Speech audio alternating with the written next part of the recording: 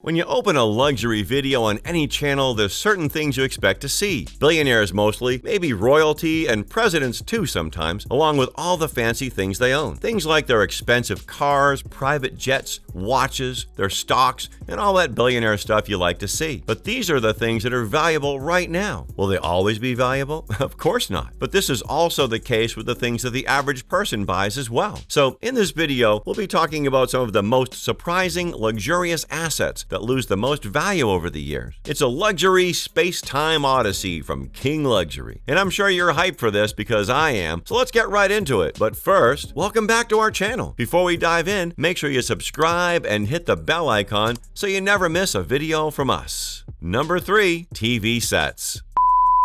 I don't know if you guys saw this one coming, but yes, TV sets are much cheaper than ever. It's not even hard to grasp. You just have to ask yourself how much time you spend on your PCs and smartphones compared to your TV sets, and you can see why this would be a thing. In fact, maybe you don't watch TV at all. Streaming services, YouTube, and the availability of screens almost everywhere have eclipsed the space that TVs held in society. In the 50s, the first color television from Westinghouse was released to the public for $1,295. This would cost $12,750 in today's money, all for a 15-inch TV to show you pictures in color. 500 units were made, but it never really kicked off as, although they took a price cut, they only sold 30 units. And rumors have it that today, over 60 years later, they never sold those 500 units. The RCA Corporation also tried to mass-produce color TV sets, but sales very poor. By 1997, the 42-inch Fujitsu plasma display was launched for a sum of $17,950, equivalent to $29,600 today. This gives the plasma TV a price per square inch of $33. By 2005, you could get the same screen size from Toshiba for $4,500, $6,000 today, and almost $7 per square inch. Today, you could get a 65-inch LG CX OLED for $2,499.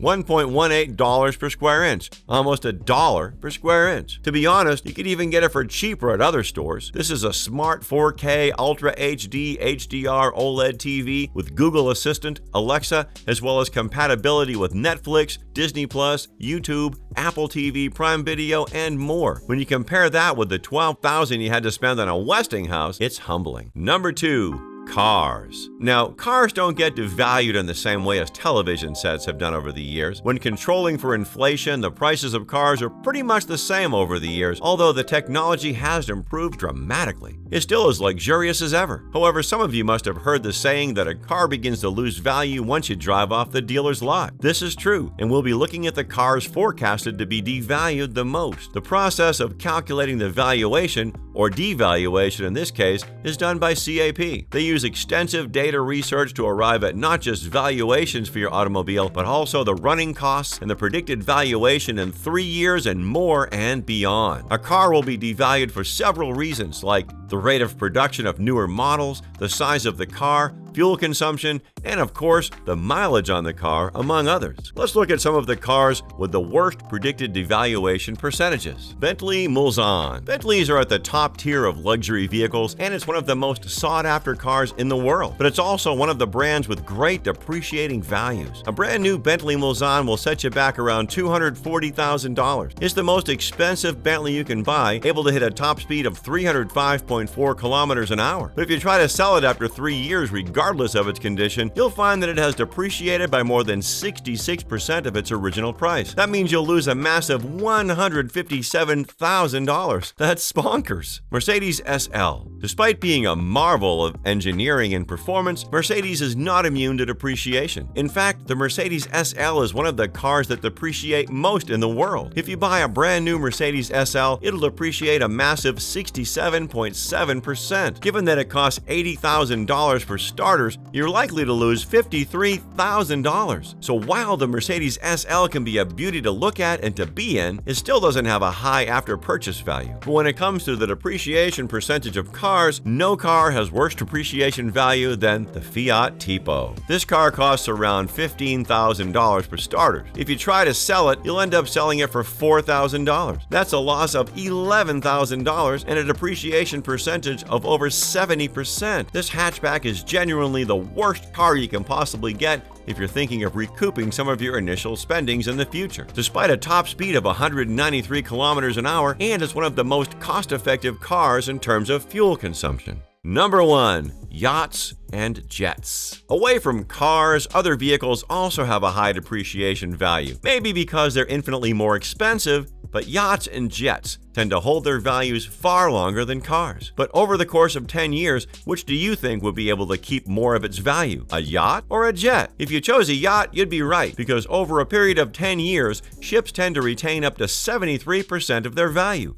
while jets lose way more. And most of the loss of value is because of poor maintenance. Now, we're going to take a look at the worst depreciating yachts and jets and tell you exactly how much they'd set you back if you're selling after 10 years. G200. The Gulfstream 200 stands right there at the top with its peers in terms of providing comfort. It's a sleek 8-passenger aircraft that can be crewed by 2 people with a cruise speed of 459 kts or 528 mph. Getting one costs $3,500,000, but it has a 10-year depreciation value of 69%, retaining only 31% of its value. Terrible if you ask me, but I'm sure anyone rich enough to own one can always sell it off and get another without being too set back by the 7-figure loss. Beneteau Oceanus 55 series. You know how people get rich and the first thing they do is go sailing and take great pictures and videos on a luxury yacht? Well, this is that luxury yacht. Equipped with an electric swim platform, an exquisite mainsail arch and mast position, this sailing yacht is a fantastic example of master craftsmanship. Its interior is simply stunning, and there are areas to relax and bask in the sun. This yacht is, simply put, stunning, and it costs $550,000. Over the course of 10 years, the Beneteau Oceanus 55 series has a constant depreciation value of $150,000. That's $15,000 per year, retaining around 73% of its value. And this is one of the worst depreciating boats. The retained value might be mainly because it's in demand by people who just got rich and want to take pictures and make videos on a yacht. Saving the worst for last, let's take a look at the Learjet 60XR. The Bombardier Learjet 60XR is a cutting-edge aircraft masterpiece. With the sleekest of designs both on the exterior and interior, this jet is a 9-passenger piece of flying heaven, albeit an expensive piece of heaven. This jet costs $14 million, or $3,850 per hour when it's being chartered. But it also has the worst depreciation value of 26%. That's a 74% depreciation